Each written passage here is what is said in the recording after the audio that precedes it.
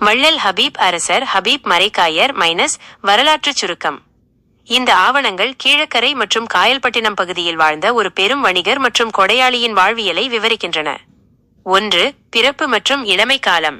இவர் கீழக்கரையில் முகமது இஸ்மாயில் லெப்பை மரைக்காயர் மற்றும் முகமது இப்ராஹிம் உம்மா தம்பதியினருக்கு மகனாக பிறந்தார்.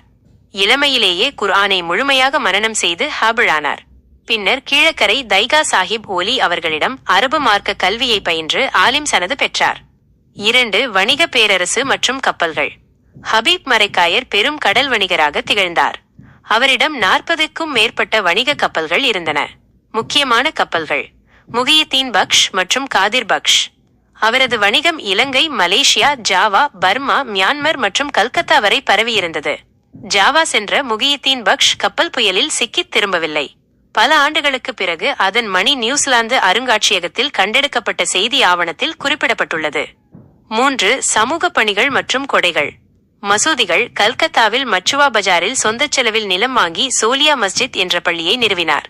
மேலும் கீழக்கரையில் ஓடைக்கரை பள்ளி உட்பட பல ஊர்களில் மதரசாக்களையும் மசூதிகளையும் கட்டினார்.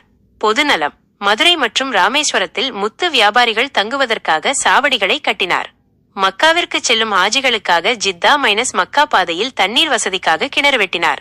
இலக்கிய உதவி. சீரா புராணம் அச்சேருவதற்கு பெரும் பொருளுதவி செய்தார். 4. கௌரவங்கள் மற்றும் பட்டங்கள். பிரிட்டிஷ் அரசாங்கத்திற்கு அவசர காலத்தில் தனது 9 கப்பல்களை கொடுத்து உதவியதற்காக விக்டோரியா மகாராணியால் ஸ்டார் ஆஃப் இந்தியா என்ற உயரிய பதக்கமும் விருதும் இவருக்கு வழங்கப்பட்டது. எட்டயபுர மன்னர் எட்டயபுர அரசருக்கு நிதி நெருக்கடி ஏற்பட்ட போது ஹபீப் மரைக்காயர் 2 லட்சம் ரூபாய் அக்கால மதிப்பு கடனாக வழங்கினார்.